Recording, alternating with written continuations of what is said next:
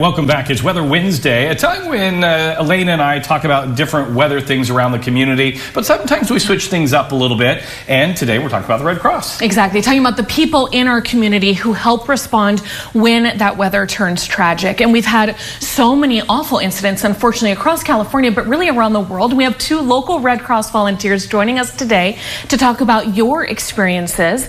We know that our most recent terrible disaster here in Kern County was the Burrell Fire, and both of you helped there, I'm hearing. What was that like? Oh, that's correct. I worked in a shelter, and we had a shelter in Tehachapi, Lake Isabella, and Ridgecrest to help the people affected by that fire. It was a devastating fire. Talk about being a volunteer. What is it like for you to contribute to the community? Well, I can speak to that. It gives me purpose. I'm retired, and so it gives me purpose in my life. I feel like I have a lot of blessings, and this is one way that I can try and make up for all the blessings in my life. So I really enjoy it. I enjoy the people I work with, and I enjoy the good feeling that comes with being there for people in maybe one of the most hardest times in their lives. And I know so many people may be sitting at home going, you know, how do I become a volunteer? Because I see that is such an asset to the community. What do people need to know about being a volunteer for the American Red Cross? They just need to pick up the phone and give a call. The Red Cross will do extensive training. They have resources, organization, and they really need the volunteers, so they'll put you to work. And is this the kind of thing where they call and say, okay, there's an incident, you've yourself responded to the Maui wildfires. Are you able to say, yes, I'm available right now, or can I go next week? Is there some flexibility there? Usually you get that phone call and you say, can you deploy within 24 hours? Okay. And you say yes, and then they put together the transportation, they tell you what job you're going to be performing, and off you go. What are some of the key times that you guys can remember? I can start with you. What are some key moments that maybe you remember as a volunteer? Gosh, there's so many. We do so many things at the local level. We respond to house fires. Those are always good to be there for people who are going through a tragedy like that. I just recently came back along with George. We also went to the LA fires.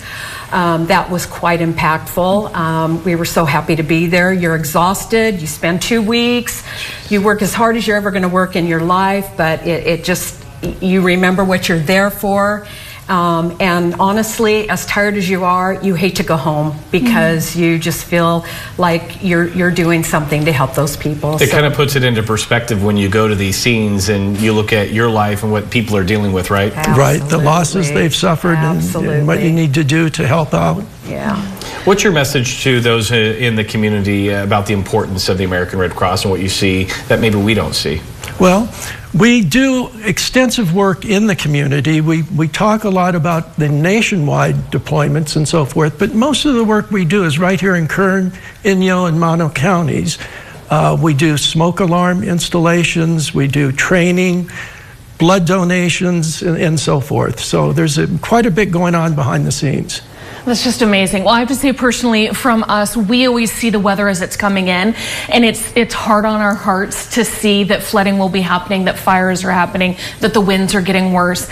And so often people will reach out to us and say, what now? And I say, call the Red Cross. How great is it for you then to be able to be that comfort for people when we've gone through something so horrible with a weather event here in town?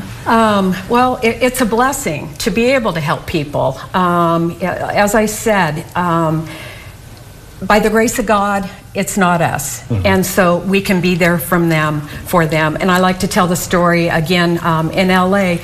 People lost their homes, very tragic, horrible circumstances.